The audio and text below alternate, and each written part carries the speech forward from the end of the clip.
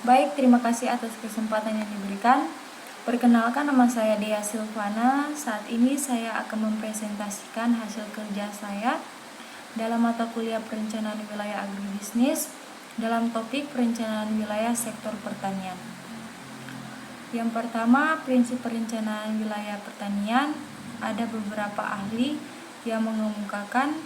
Yang pertama, Watterson tahun 1965 mengatakan usaha sadar, terorganisasi, dan terus-menerus guna membeli alternatif terbaik dari sejumlah alternatif untuk mencapai tujuan tertentu.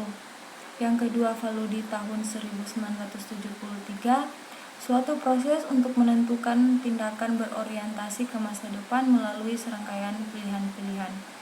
Yang ketiga, Melville Branch tahun 1980, proses aktivitas berkelanjutan dan memutuskan apa yang dapat dilakukan untuk masa depan serta bagaimana mencapainya. Yang kedua, prinsip pengembangan wilayah pertanian. Yang pertama, kesesuaian secara fisik. Kesesuaian lahan, risiko hama dan penyakit, ketersediaan aksesibilitas atau infrastruktur. Yang kedua, sesuai secara sosial budaya, tata ruang, kebijakan yang terkait, tingkat penguasaan teknologi, ketersediaan SDM, tidak bertentangan secara adat dan institusi sosial masyarakat. Yang ketiga, tidak merusak lingkungan. Risiko kerusakan tanah, pencemaran air, permusuhan plasma nutfah langka, pencemaran udara, marginalisasi masyarakat setempat. Yang keempat, layak secara ekonomi. B per C, MPV, ketersediaan pengembangan amunisi bagi pengembangan pertanian. Yang ketiga, tahap-tahap pengembangan wilayah pertanian. Mengenali kondisi fisik, karakteristik tanah atau kesuburan tanah, kesesuaian lahan, landscape, ketersediaan dan kualitas air, litologi, kerawanan bencana, aksesibilitas, posisi keruangan, ketersediaan tanaman atau tumbuhan existing, dan karakteristik komoditi yang akan dikembangkan. Baik, kita masuk pada evaluasi lahan. Analisis kemampuan lahan. Yang pertama, cocok secara fisik. Dalam merencanakan wilayah pertanian harus memperhatikan kondisi fisik alamnya yang berguna dalam penyusunan kesesuaian lahannya sehingga dapat bermanfaat sebagai peningkatan potensi pertanian. Yang kedua, tidak bertentangan secara sosiokultur. Sistem pertanian harus selaras dengan norma sosial dan budaya yang dianut dan dijunjung tinggi oleh masyarakat sekitarnya. Yang ketiga, berkelanjutan. Pertanian harus berdasarkan asas berkelanjutan, yaitu mencakup aspek ekologis, sosial, dan ekonomi. Yang keempat, tidak merusak lingkungan. Pada hakikatnya, sistem pertanian berkelanjutan adalah kembali kepada alam, yaitu sistem pertanian yang tidak merusak, mengubah, serasi, dan seimbang dengan lingkungan pertanian menjadi hancur dan tidak selestari. Solusinya adalah menerapkan sistem pertanian organik. Yang terakhir, layak secara ekonomi. Sistem pertanian yang dibangun harus layak secara ekonomi, artinya komoditas yang dihasilkan menguntungkan. Sistem pertanian harus mengacu pada pertimbangan laba rugi, baik bagi diri sendiri maupun bagi orang lain untuk jangka pendek dan jangka panjang. Tantangan perencanaan wilayah pertanian. Yang pertama, globalisasi, perdagangan bebas, kapitalisme, dan privatisasi. Yang kedua, kerusakan lingkungan. Ketiga, demokratisasi, desentralisasi.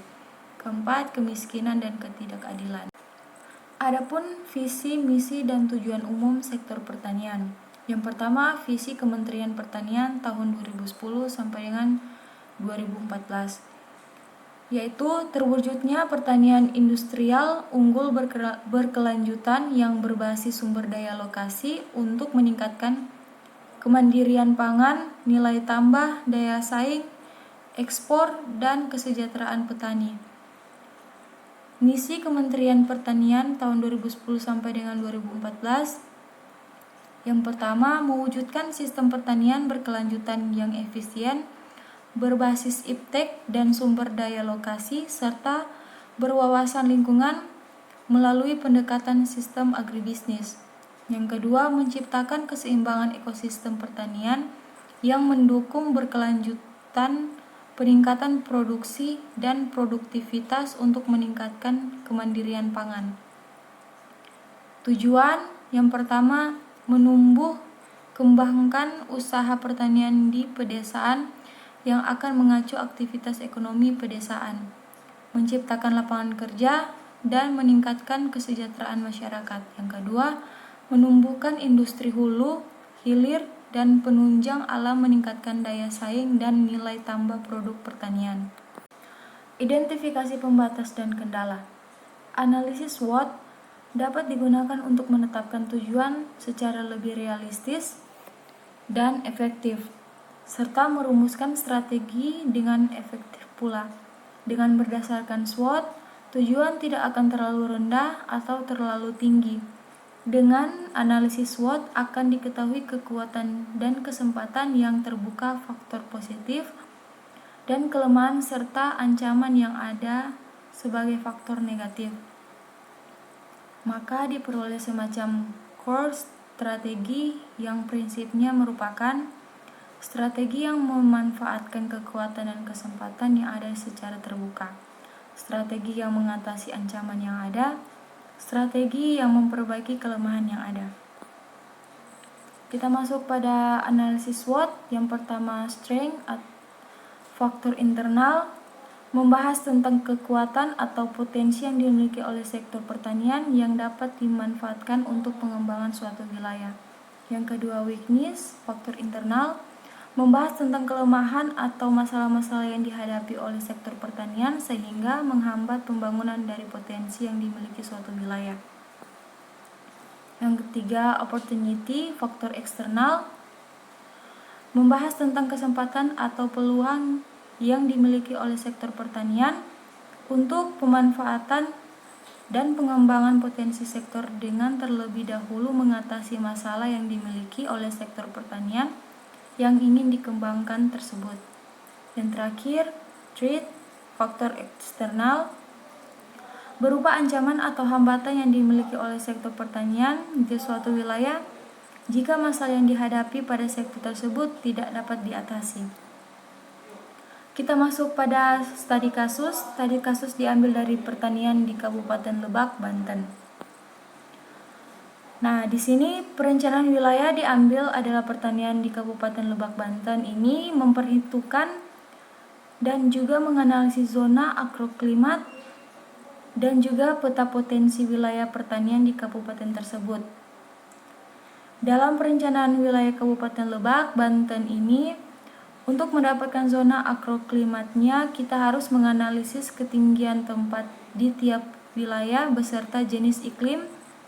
Dalam hal ini, menurut Junghun dan Oldeman, setelah dianalisis jenis iklim yang ada di Kabupaten Lebak, Banten adalah sebagai berikut. Yang pertama, C2. Tipe iklim ini meliputi sebagian kecamatan Muncang, Lewidamar, Sajira, dan Cipanas dengan elevasi kurang dari 600 mdpl dan memiliki luas 45,06 km persegi. Sehingga berdasarkan klasifikasi Oldeman dan Junghun, wilayah tersebut cocok untuk dijadikan kawasan pertanian padi ladang, palawija seperti jagung dan umbi-umbian. Dikatakan C2 apabila terdapat 5-6 bulan basah berurutan dan 2-4 bulan kering. Pada tipe iklim ini hanya dapat ditanam padi 1 kali dalam setahun, dan juga jika akan menanam tanaman palawija Yang kedua, harus berhati-hati jangan sampai jatuh pada bulan kering. Yang kedua, D1. Tipe iklim ini meliputi sebagian kecamatan Warunggunung, Cikluru, Cibadak, Kalanggayar, Rangka Bitung, Cimarga, Lewi Damar, Cileles, Bojongmanik, Cirinten, Cigemblong, Malingping, Cihara, Wonosalam, dan Cijaku dengan luas 756,6 km persegi. Dikatakan tipe iklim D1 apabila terdapat 3-4 bulan basah berurutan dan kurang dari 2 bulan kering. Pada tipe iklim ini tanaman padi umur pendek 1 kali dan biasanya produksi bisa tinggi karena kerapatan fluk radiasi tinggi. Dan dengan terdapat 3-4 bulan basah maka sangat cocok untuk menanam palawija. Tanaman gandum pun cocok ditanam pada iklim ini dengan ketinggian 400-800 mdpl. Nah, di sini dalam perjalanan wilayah kita juga memperhatikan potensi petani kabupaten tersebut. Hal ini bisa menjadi masukan untuk pemerintah dalam pembagian wilayah pertanian sesuai dengan zona agroklimat dan tanaman yang sebaiknya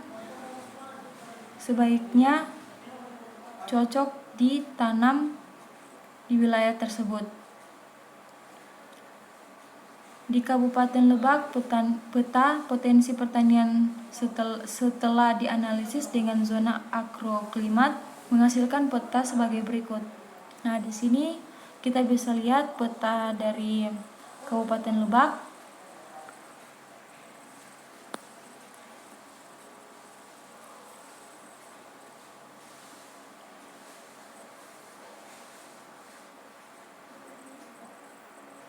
Dan terima kasih.